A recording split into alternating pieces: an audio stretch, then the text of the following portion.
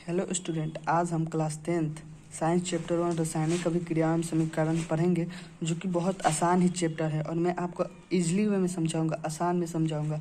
तो चलिए वीडियो को शुरू करते हैं। वीडियो को शुरू करने से पहले आप मेरे चैनल को सब्सक्राइब कर देगा रखा है स्टडी क्लासेस को, और वीडियो को लाइक करें और कमेंट बॉक्स में कमेंट करें जहाँ भी डाउट हो। तो चलिए शुरू। तो यहाँ पे आते हैं रासायनिक अभिक्रिया है। चैप्टर में फर्स्ट आपको क्वेश्चन उठेगा रासायनिक अभिक्रिया क्या है। दो या दो से अधिक पदार्थ आपस में मिलकर एक या एक से अधिक नए गुणधर्म वाले पदार्थ का निर्माण करते हैं उसे रासायनिक अभिक्रिया कहते हैं। यानी कि जो दो या दो से अधिक पदार्थ होता है और आपस में आप उसको मिला दीजिएगा और एक दूसरा पदार्थ निर्माण कर लेगा उसे रासायनिक अभिक्रिया कहते हैं। जैसे हाइड्रोजन प्लस ऑक्सीजन यानी H2O, मतलब जल का निर्माण होता है। आप जैसे घर में लेने वाले रासायनिक अभिक्रिया का उपयोग जैसे चाय पत्ती चीनी वगैरह आपस में मिलाते हैं तो एक चाय का निर्माण होता है, यानी वैसे ही ये भी है। तो चलिए इसके लक्षण के बारे में पढ़ते हैं। रासायनिक अभिक्रिया के लक्षण: अवस्था में परिवर्तन यानी उसके अवस्था में परिवर्तन, रंग में परिवर्तन, रंग अदला बदली हो जाएगा, तापमान में परिवर्तन और गैस में। दैनिक जीवन में होने वाली रासायनिक अभिक्रिया यानी जो हम लोग दैनिक जीवन में रासायनिक अभिक्रिया का उदाहरण, भोजन का पचना, ये भी रासायनिक अभिक्रिया होगा। लोहे पर जंग लगना, यानी कि जंग लग जाता है लोहे पर, उसे रासायनिक अभिक्रिया। दही का बनना, रासायनिक अभिश्वसन, रासायनिक अभिक्रिया। उसके बाद आता है अभिकारक। अभिकारक किसे कहते हैं? ऐसे पदार्थ जो रासायनिक अभिक्रिया में भाग लेते हैं उसे अभिकारक कहते हैं। और फिर आता है उत्पाद। तो यहाँ पे आता है उत्पाद, ऐसे पदार्थ जिनका निर्माण अभिकारकों से मिलकर बना होता है, यानी ऐसे पदार्थ जिनका निर्माण अभिकारक से मिलकर बना होता है उसे उत्पाद कहते हैं। जैसे Mg+O2 2MgO। उसके बाद आता है रासायनिक समीकरण किसे कहते हैं। तो रासायनिक अभिक्रिया को रासायनिक समीकरण द्वारा निरूपित किया जाता है। रासायनिक अभिक्रिया के अभिकारकों और उत्पादों के पदार्थों को प्रतीकों तथा सूत्रों का उपयोग किया, प्रतीकों के साथ उनके भौतिक अवस्थाओं को दर्शाया जाता है। यानी कि देखिए उनके भौतिक अवस्थाओं को, यानी जो लिक्विड होगा ड्रॉ होगा उसे एल से सूचित करेंगे, जो ठोस होगा उसे एच से, और जो गैस होगा उसे जी से। तो इसका मतलब आप समझ चुके होंगे। जैसे 2Mg सॉलिड है और O2 गैस है तो 2MgO सॉलिड बनाता है। फिर इसके बाद बात करते हैं रासायनिक अभिक्रिया के प्रकार। रासायनिक अभिक्रिया के प्रकार नंबर 1 में आते हैं संयोजन अभिक्रिया। दो या दो से अधिक अभिकारक मिलकर एकल उत्पाद का निर्माण करते हैं उसे संयोजन अभिक्रिया कहते हैं। जैसे कोयले का दहन, carbon plus O2 carbon dioxide. उसके बाद फिर जल का निर्माण 2H2 plus O2 2H2O। Number 2 आता है वियोजन अभिक्रिया। ऐसे पदार्थ जिसमें एक अभिकारक टूटकर दो या दो से अधिक उत्पाद का निर्माण करता है उसे वियोजन अभिक्रिया कहते हैं। यानी ऐसे पदार्थ जिसमें एक अभिकारक टूट सकता है, यानी ऐसा कोई चीज़ जो टूटकर दो या दो से अधिक छोटे तत्वों में विभक्तित हो जाए उसे वियोजन अभिक्रिया कहते हैं। जैसे CO3 यानी कैल्शियम कार्बोनेट उष्मा द्वारा टूटता है तो calcium oxide plus carbon dioxide हो जाता है। यानी CO3 को आप चूना पत्थर कह सकते हैं और भुजा हुआ चूना कह सकते हैं CO को। वियोजन अभिक्रिया के प्रकार।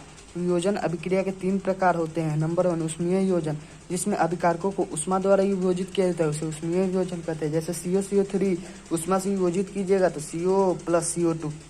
उसके बाद नंबर 2 आता है वैद्युतीय वियोजन, यानी जिसमें अभिकारकों को विद्युत धारा वियोजित किया जाता है उसे वैद्युतीय वियोजन कहते हैं। जैसे 2H2 विद्युत धारा से वियोजित किएगा तो 2H प्लस O2। उसके बाद प्रकाशीय वियोजन, जिसमें सूर्य के प्रकाश की उपस्थिति में होने वाले वियोजन को प्रकाशीय वियोजन कहते हैं। इसका एग्जाम्पल आप ले सकते हैं 2AgCl, सूर्य के प्रकाश 2Ag प्लस Cl। उसके बाद आता है विस्थापन अभिक्रिया। इस अभिक्रिया में अधिक क्रियाशील तत्व कम क्रियाशील तत्व को उससे यौगिक से विस्थापित कर देते हैं। यानी जो अभिक्रिया होता है अधिक क्रियाशील तत्वों को कम क्रियाशील, जैसे Fe अधिक क्रियाशील तत्व है, CuSO4 कम क्रियाशील तत्व है, तो यहाँ पे Fe जो है इस SO4 को ले लेगा क्योंकि ये अधिक क्रियाशील तत्व है। तो FeSO4 प्लस Cu। द्विस्थापन अभिक्रिया, वैसे अभिक्रिया जिनमें दो यौगिकों अपने आयनों का आदान प्रदान करते हैं और उसे द्विस्थापन अभिक्रिया कहते हैं। जैसे Na2SO4 प्लस BaCl2, यानी sodium sulphate plus barium chloride. तो यहाँ पे बैरियम सल्फेट प्लस सोडियम बनेगा, NaCl बनेगा। उपचयन और अपचयन अभिक्रिया, जिसे रेडॉक्स अभिक्रिया भी कहते हैं। उपचयन अभिक्रिया, पदार्थ में ऑक्सीजन का योग होना या हाइड्रोजन का ह्रास होना उपचयन अभिक्रिया कहते हैं। यानी जो पदार्थ में ऑक्सीजन का योग जुड़ जाए, यानी किसी भी पदार्थ में ऑक्सीजन जुड़ जाए उसे अपचयन कहते हैं, और हाइड्रोजन घट जाए उसे भी उपचयन कहते हैं। तो जैसे C+O2, तो इसमें CO2 यानी कार्बन में ऑक्सीजन जुड़ गया तो ये अपचयन हो गया। उसके बाद उपचयन के बाद आते हैं उपचयन। पदार्थ में हाइड्रोजन का योग होना या ऑक्सीजन का ह्रास होना उसे अपचयन कहते हैं। जैसे इसी के विपरीत है तो CuO plus H2 Cu plus H2 यानी CuO, जैसे यहाँ पे देख सकते हैं ये जो Cu है इसमें से ऑक्सीजन घट गया है तो ये क्या होगा, उपचयन हो गया। अब अपचयन हो गया। और H2O, इसमें H2 में O जुड़ गया तो ये उपचयन हो गया। उसके बाद रेडॉक्स अभिक्रिया का भी कुछ अन्य उदाहरण ले लेते हैं। ZnO plus carbon ZnCO2 MnO2 plus 4HCl MnCl2 plus 2H2O। उसके बाद उपचयन अभिक्रिया के प्रभाव। उपचयन अभिक्रिया के प्रभाव दो होते हैं, संक्षारण और विक्रयगंधितता। नंबर 1 संक्षारण।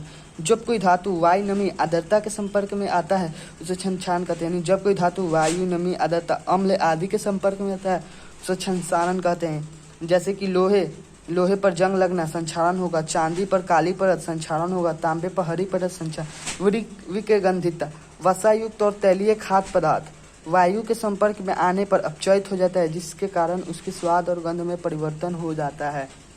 यानी कि जैसे कि आप भोजन को रख देंगे ऐसे ही तो वायु से संपर्क में आने से अपचयित यानी खराब हो जाएगा, उस पर भूली वगैरह लग जाएगी तो उसे विक्रयगंधितता कहते हैं। आप जैसे सोचेंगे कि पैकेट में चिप्स वगैरह जो भी आता है वो क्यों नहीं खराब होता है, तो उसमें नाइट्रोजन गैस भरा होता है। ये आप याद कर लीजिएगा, एग्जाम का महत्वपूर्ण क्वेश्चन है। रासायनिक अभिक्रिया तापमान के आधार पर ऊष्माक्षेपी और ऊष्माशोषी। जिन अभिक्रिया में उत्पाद के निर्माण के साथ साथ ऊष्मा का भी उत्सर्जन होता है उसे ऊष्माक्षेपी अभिक्रिया कहते हैं। यानी CH4 प्लस O2 इसमें उत्पाद है, ये अभिकारक और ये उत्पाद। तो CO2 प्लस 2H2 ऊष्मा, तो ऊष्मा आया, CO2 प्लस 2H2 प्लस ऊष्मा आया तो ये उत्पाद में ऊष्मा का भी उत्सर्जन हुआ है तो उसे ऊष्माशोषी अभिक्रिया कहते हैं। यानी ऊष्माक्षेपी अभिक्रिया कहते हैं, उसे ऊष्माक्षेपी। और उसके बाद आते हैं ऊष्माशोषी। तो आप यहाँ पे देख सकते हैं ऊष्माशोषी।